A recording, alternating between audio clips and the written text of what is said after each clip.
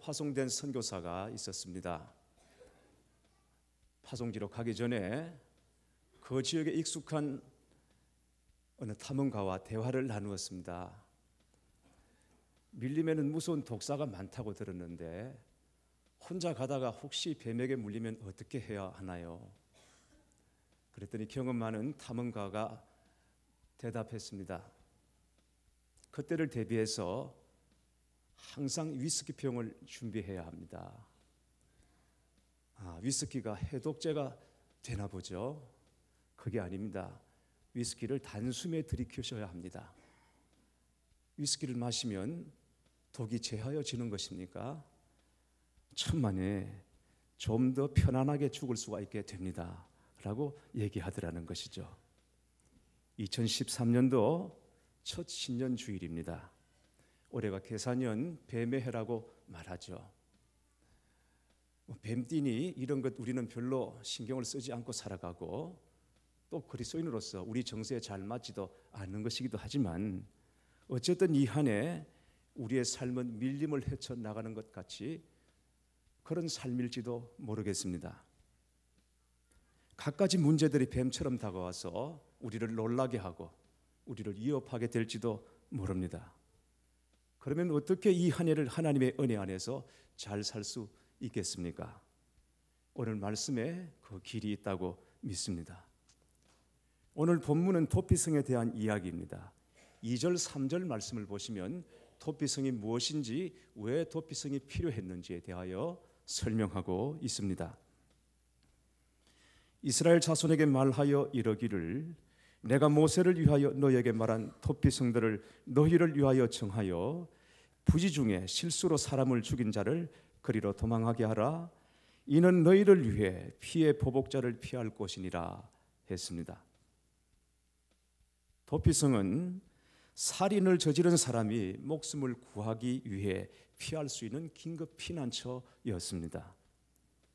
그러나 모든 살인자가 다 해당되는 것은 아니었습니다. 고의적인 살인이 아니라 실수나 우발적으로 일어난 과실치사자에게만 해당되는 것이었습니다. 이를테면 실수로 사람을 밀었는데 그 사람이 죽게 된 경우, 그리고 아무런 의도 없이 돌을 던졌는데 정수리라든지 급소에 맞아서 그 사람이 죽게 되었을 때에, 또 함께 도끼질을 하다가 도끼날이 빠져나가서 그 도끼날이 하필이면 옆에 있는 사람을 쳐서 죽게 되었을 때, 이런 경우는 고의적인 것이 아니지 않습니까? 정말 실수고 우발적인 것이죠. 과실치사라고 말할 수 있습니다. 이런 사람들이 토피성으로 피할 수 있게 되는 것입니다. 그렇게 함으로써 복수로 인한 또 다른 살인의 악순환을 막기 위한 조치였습니다. 그러나 여기에는 단지 피해 복수를 막기 위한 조치뿐만이 아니라 그보다 더 깊은 영적인 의미가 있습니다. 6절 말씀을 다시 한번 보시겠습니다. 그 살인자는 회중 앞에 서서 재판을 받기까지, 또는 그 당시 대제사장이 죽기까지 그 성읍에 거주하다가 그 후에 그 살인자는 그 성읍 곧 자기가 도망하여 나온 자기 성읍 자기 집으로 돌아갈지니라 했습니다. 우선 토피성으로 도망온 사람은 성문 앞에서 장로들에게 사건의 진상을 자세히 설명해야 했습니다. 그러면 부지 중에 살인을 한 사람에 한해서 토피성으로 들어오는 것을 허용했습니다. 그런 후에 회중 앞에서 재판을 받고 고의가 아니다, 실수였다 하는 것이 판명되면 그 토피성에서 살 수 있게 됩니다. 언제까지요? 그 토피성 안에 있는 대제사장이 죽기까지 거기 거하게 됩니다. 그러다가 대제사장이 죽으면 자유의 몸이 되어서 자기 집으로 돌아가는 것이죠. 다시는 그의 죄를 묻지 못하게 됩니다. 그러면 하나님께서 이러한 토피성 제도를 이스라엘 안에 두신 이유가 무엇인가? 비록 실수로 사람을 죽였다고는 하나 피해자의 입장에서는 그 사람의 실수를 보는 것이 아니라 네가 내 부모 형제를 죽였다, 이걸 보는 것이거든요. 실수보다는 그 사람 때문에 내 부모 형제 친족이 죽었다, 이걸 보는 것입니다. 그래서 피해 복수를 하기 위해서 그 사람을 찾지 않겠습니까? 만약 토피성이 없다면 가해자는 피해자에 의해서 살인의 대가로 다시 죽어야 했습니다. 그러한 살인자가 토피성에서 보호를 받게 되는 것입니다. 죽어야 할 자가 토피성에서 죽음을 면하게 되는 것이죠. 그리고 토피성에 거하고 있던 대제사장이 죽으면 살인자는 더 이상 토피성에 매일 필요 없이 자유의 몸이 됩니다. 자유의 몸이 된 이상 피해자의 친족들도 다시는 그에게 죄를 묻지 못하게 됩니다. 대제사장의 죽음은 살인한 자를 대속하는 죽음과 같은 것으로 간주되었기 때문입니다. 여기까지 말씀드리면 여러분은 토피성의 의미가 무엇인지에 대하여 어느 정도 짐작을 하셨으리라고 믿습니다.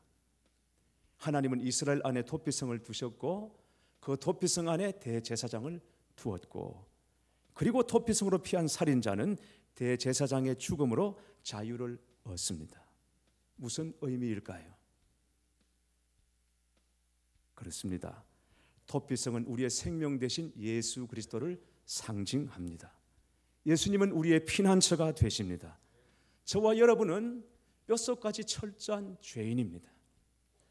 여러분이 인정하시든 인정하지 않든 우리는 뼛속까지 완전한 죄인입니다. 그래서 우리를 기다리고 있는 운명은 심판과 저주와 죽음밖에 없습니다. 그러나 우리의 대제사장이신 예수 그리스도께서 십자가에서 우리를 위한 완전한 대속 제물이 되어 주셨습니다. 우리를 위해서 피를 흘려주시고 몸을 찢어 주셨습니다. 예수님은 대강 설렁설렁 십자가에 올라가셔서 달리신 것이 아니라 철저하게 뼛속까지 죄인인 우리를 위해서 그 과정을 다 겪으시고 내가 갚아야 할 대속의 의무를 완전히 치루어 주셨습니다. 그 완전한 죽음으로 말미암아 우리의 죄가 동에서 서가 먼 것처럼 사라져 버렸고, 큰 파도가 밀려와 모래 위에 적혀진 글자를 지워버린 것처럼 우리의 죄를 완전히 지우시고 도말하신 줄 믿습니다. 그 완전한 십자가의 은혜로 말미암아 우리가 받아야 할 모든 심판으로부터 우리는 완전히 해결함을 받은 사람들입니다. 그리고 주님의 죽으심과 연합한 자는 주의 부활과 또한 연합하여 부활의 능력으로 살 길을 열어주셨습니다. 이게 십자가의 은혜고 우리의 피난처가 되시고 우리의 토피성이 되시는 예수 그리스도께서 이루신 놀라운 사랑이요 은혜인 줄 믿습니다.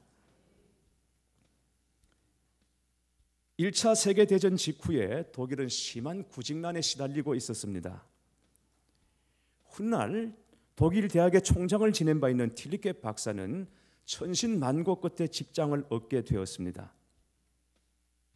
그것은 동물원에서 곰의 가죽을 뒤집어 쓰고 곰처럼 생활을 하면서 흉내내는 일이었습니다. 독일은 전쟁 중에 동물원에 있던 많은 동물들을 잡아먹었기 때문에 전쟁통에 시달리던 관람객들을 위해서 사람들이 동물의 가죽을 뒤집어 쓰고 동물 노릇을 해야 했습니다. 틸리케 박사 역시 우리 안을 어슬렁거리면서 돌아다니다가 나무 위에 올라가기도 하고 천상 곰과 같이 행동을 했습니다. 그러면 사람들은 진짜 곰인 줄 알고 박수를 치고 좋아했던 거죠. 어느 날 틸리케는 구경하는 사람들, 관객들을 위해서 좀 더 실감나게 연기할 요량으로 곰처럼 나무 위를 기어 올라가기 시작했습니다. 그러나 나무 위를 올라가다가 잘못해서 그만 나무에서 미끄러져 떨어지고 말았습니다. 그런데 떨어진 곳이 하필이면 호랑이 우리였습니다. 그는 아픈 것도 잊어버리고 새파랗게 질려버렸습니다. 멀리서 드러누워있던 호랑이가 입을 크게 벌리며 어슬렁거리고 다가왔습니다. 이제 꼼짝없이 죽었구나. 아이고 하나님, 아버지 살려주세요 하고 다급한 기도가 속에서 터져 나왔습니다. 그런데 호랑이가 다가와서 그의 목덜미를 무는 척하더니 귓속말을 했습니다. 나도 당신처럼 인간 호랑이니 걱정 마시오. 필기 박사는 젊었을 때 그 사건 이후로 아무리 힘들고 어려워도 하나님이 반드시 피할 길은 열어놓으신다 하는 사실을 믿고 깨닫고 그 어려운 시대를 넘어왔다고 합니다. 때때로 우리의 삶이 호랑이 우리에 떨어진 것 같은 절망적인 순간에 처할 때도 있을 것입니다. 그러나 그 순간에도 하나님이 예비하신 피할 길이 우리에게 있음을 믿으시기를 축복합니다. 다윗은 시편 18편 2절에서 여호와는 나의 반석이시요 나의 요새시요 나를 건지시는 이시요 나의 하나님이시요 내가 그 안에 피할 나의 바위시요 나의 방패시요 나의 구원의 뿌리시요 나의 산성이시로다 라고 고백했습니다. 한마디로 말하면 뭡니까? 주님이 나의 토피성, 주의 팔이 나를 안보해 주신다는 고백이고 찬양이었던 것입니다. 이 은혜가 새롭게 한 해를 시작하는 우리 온 교우들에게 여러분에게 충만하시기를 축원합니다. 그런데 오늘 말씀을 잘 보십시오. 토피성으로 피했다 해도 대제사장이 살아있는 동안에 밖으로 나오면 문제가 달라지게 됩니다. 복수하려는 사람이 토피성 밖으로 나온 사람을 만나서 그를 죽여도 어쩔 수 없는 일이었습니다. 그는 토피성 안에서만 그의 생명을 지킬 수 있었고 보호받을 수 있었던 것입니다. 우리의 생명은, 우리의 삶은 주 안에서 보호받고 주님의 인도하심을 받으며 살아야 합니다. 진리를 알지니 진리가 너희를 자유롭게 하리라. 우리는 진리이신 예수님 안에서만 살아갈 수 있는 존재입니다. 예수님만이 우리가 누릴 수 있는 자유의 범위인 것입니다. 주님을 벗어나면 안 됩니다. 그러나 많은 사람들이 주님 안에서가 아니라 주님 밖에서 무언가를 얻어보려고 취하려고 애쓰고 갈급해하고 있더라는 것입니다. 그렇게 해서 얻는 것이 무엇이겠습니까? 아담과 하와는 하나님께서 허락해 주신 생명나무 열매로 만족하지 못하고 하나님께서 금하신 선악과를 동경했습니다. 그걸 먹어야 진정한 자유가 있을 줄 알았습니다. 사탄은 그걸 먹어야 자유가 있고 또 지혜로워진다고 부추겼습니다. 그래서 먹었습니다. 결국 그들에게 찾아온 것이 무엇이었습니까? 지혜였습니까? 자유였습니까? 결국 선악과를 먹고 난 다음에 그들에게 찾아온 것은 형극과 진료였습니다. 교회 여러분, 진리가 우리를 자유케 하십니다. 우리가 무슨 일을 하든지 어디에 있든지 우리의 계획과 우리의 삶의 범위는 오직 주님 안이라는 것, 주 안에서 우리는 자유하고 그 안에서 보호받고 생명을 지켜갈 수 있다는 것 명심하시고 또 명심하시기를 바랍니다. 그리고 오늘 말씀에서 우리가 또 하나 주목해서 보아야 할 것이 있습니다. 도망자에게 피난처를 제공하는 토피성은 요단 동쪽과 서쪽에 각각 3곳씩 도합 6곳이나 준비되어 있었습니다. 그래서 어디서든지 반나절이면 달려갈 수 있도록, 반나절이면 들어갈 수 있는 곳에 이스라엘 전역에 6곳의 토피성이 준비되어 있었습니다. 그리고 매년 한 차례씩 그 토피성으로 가는 길을 다시 닦았다고 합니다. 풀이 자랐다든지 혹은 비라든지 자연재해로 도로가 유실되어서 손쉽게 토피성을 찾아갈 수 없는 그런 염려가 있었기 때문에 1년에 꼭 한 번씩은 그 토피성을 가는 길을 다시 새롭게 닦도록 조치했다는 것입니다. 그런데 중요한 것은 이 6 토피성이 모두 레위 지파가 거하는 성읍에 준비되어 있더라 하는 것입니다. 이게 도대체 무슨 뜻일까요? 요단 동쪽에 3개, 요단 서쪽에 3개, 도합 6개가 모두 다 레위 지파가 살고 있는 성읍에 이 토피성이 준비되어 있다고 하는 것은 도대체 무슨 뜻일까요? 그리스도인은 이 세상에서 레위 지파로 살아가는 사람들입니다. 하나님을 기업으로 살아가는 사람들이고 하나님을 예배하며 하나님을 섬기며 살아가는 사람들, 곧 그리스도인 저와 여러분입니다. 교회는 이 세상에서 레위 지파의 사명을 갖고 있습니다. 하나님은 토피성의 사명을 오늘날 교회에 맡겨주셨습니다. 그래서 저는 우리 교회가 이 시대 이 세상의 도피성이 되기를 소원합니다. 교회 문만 열어놓았다고 도피성이 되겠습니까? 그러면 무엇이 들어오겠습니까? 세상의 논리가 들어오고 죄가 들어오지 않겠습니까? 교회 문만 열어놓았다고 교회가 다 도피성이 되는 것은 아닙니다.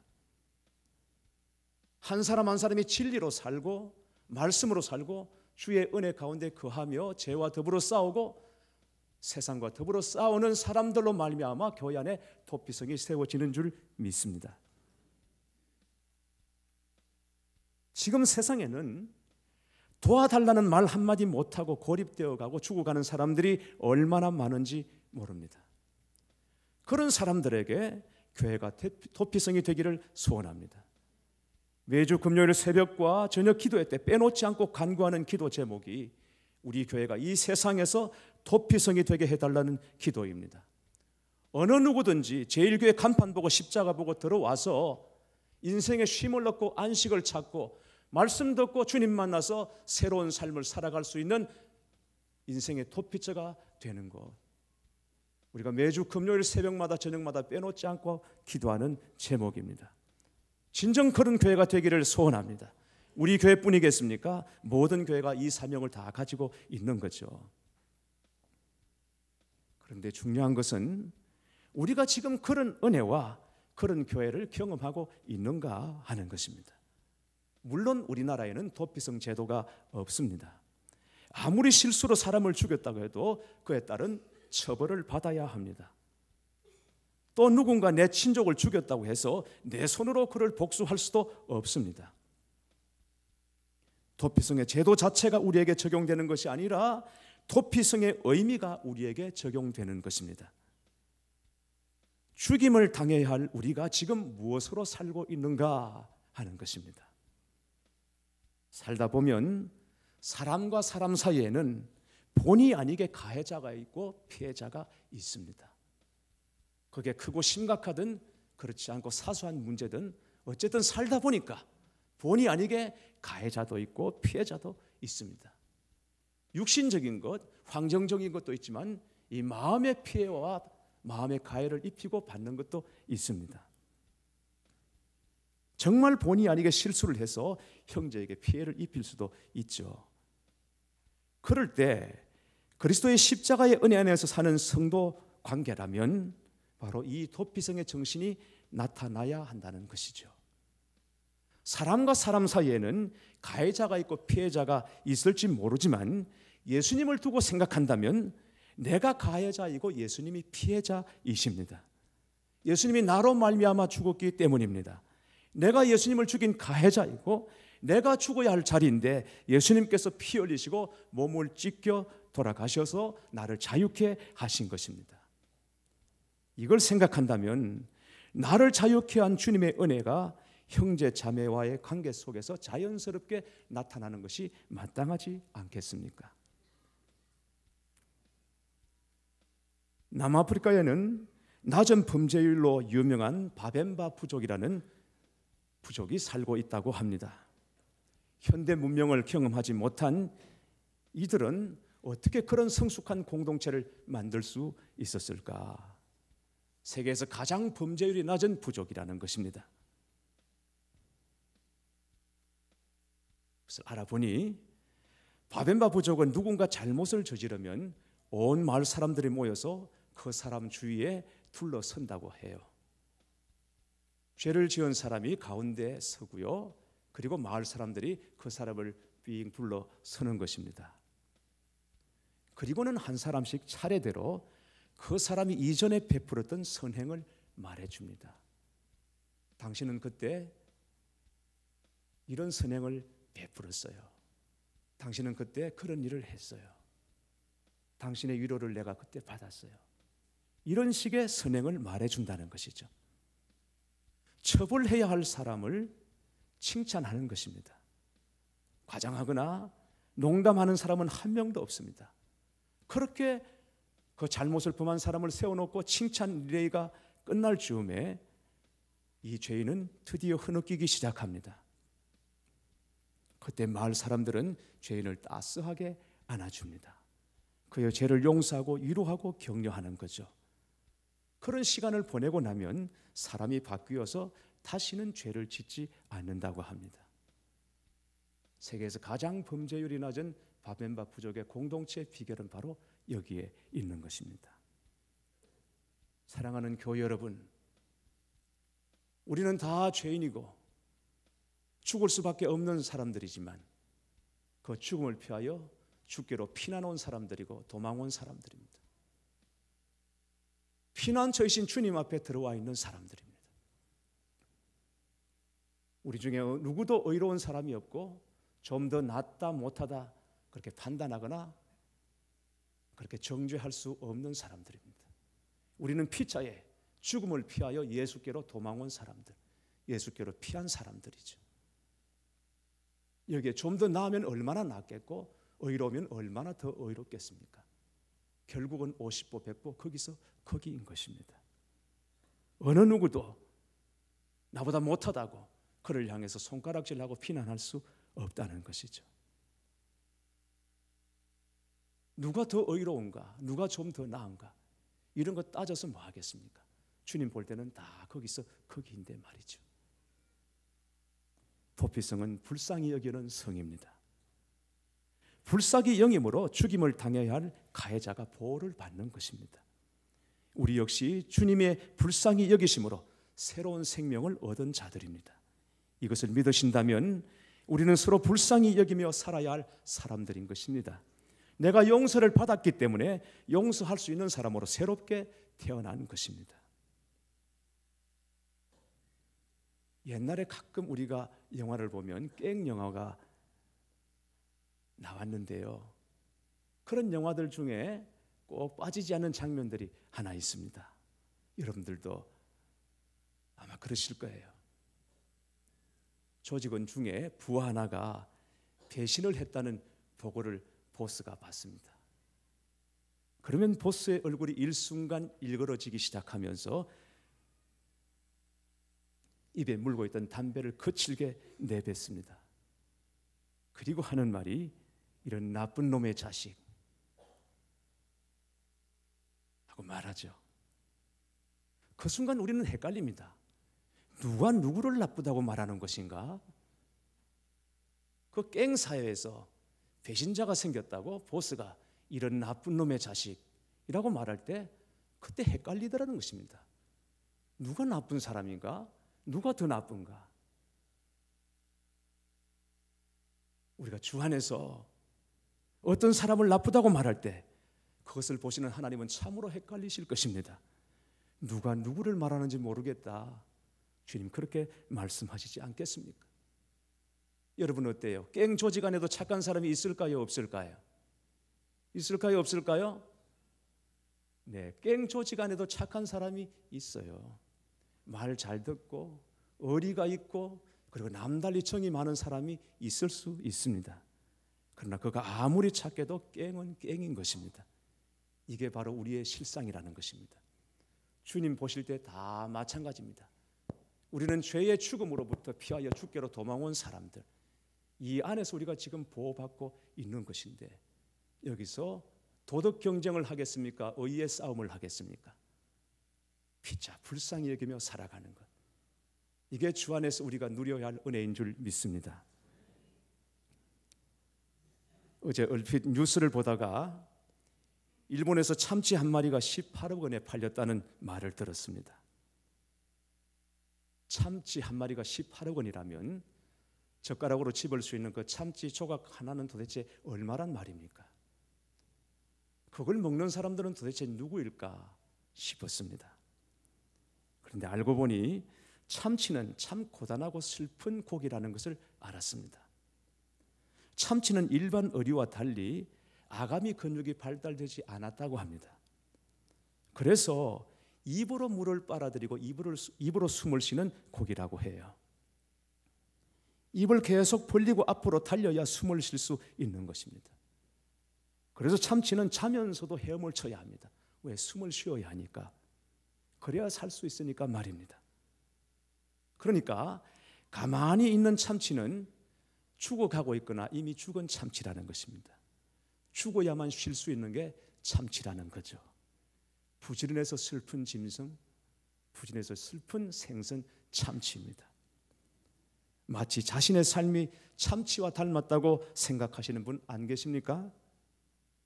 안식이 없어요. 자유가 없어요. 시시각각 다가오는 인생의 파도를 피할 피난처가 없어요. 혹시 여러분의 인생이 그렇다고 여기지 않습니까? 사랑하는 교회 여러분, 주께 피하시기 바랍니다. 주님이 우리의 피난처가 되십니다. 주 안에서 안식하시고 주 안에서 새 힘을 얻으시기 바랍니다. 자녀들을 바라보는 부모의 심정은 기대와 함께 걱정이 떠나지 않습니다. 그러나 우리가 믿고 아는 분명한 한 가지는 아이들이 결코 혼자 그 길을 가지는 않을 것이라는 것입니다. 주님이 보이지 않는 것 같아도 주님은 친히 목자가 되시고 선하심과 인자심으로 보호해 주시고 인도해 주실 줄 믿습니다. 사랑하는 교회 여러분, 주님이 우리의 토피성이 되심을 잊지 마십시오. 주님의 인도하심을 따라 한 걸음 한 걸음 걸어가 보시기 바랍니다. 주님의 긍휼과 은혜가 때로는 눈에 보이지 않는 것처럼 여길 수도 있습니다. 당연히 그렇죠. 우리가 어찌 그 크신 하나님의 은혜와 긍휼을 다 알 수 있겠으며 다 깨달을 수 있겠습니까? 그저 우리가 보는 것은 빙산의 일각인 것이죠. 하나님의 진짜 은혜와 긍휼은 보이지 않게 물속에 잠겨 있습니다. 우리 눈에 보이는 것만 가지고 살다 보니까 때로는 하나님의 은혜가 깨달아지지 않고 하나님의 은혜가 없는 것처럼 그렇게 생각할 수도 있습니다. 여러분, 그러나 그렇다 할지라도 하나님의 은혜가 소멸된 것이 아닙니다. 숨겨져 있는 것 같아도 무능한 것이 아닙니다.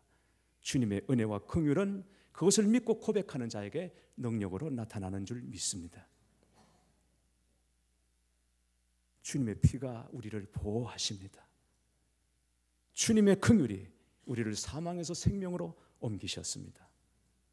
교회 여러분, 도피성이신 주님을 바라보십시오. 우리가 진심으로 주님을 바라볼 수 있다면 우리 마음이 주님의 긍휼과 주님의 자비와 사랑과 또한 용서로 가득할 것입니다. 그래서 우리가 주 안에서 서로가 서로에게 도피성이 되어주는 그런 관계를 누릴 수 있을 것이고, 그런 교회를 우리가 섬기게 될 것이고, 그 은혜를 이 한 해 우리가 다 누리게 될 것입니다. 도피성이신 주님의 은혜, 피난처 되시는 주님의 은혜가 여러분과 함께 하시기를 주의 이름으로 축원합니다.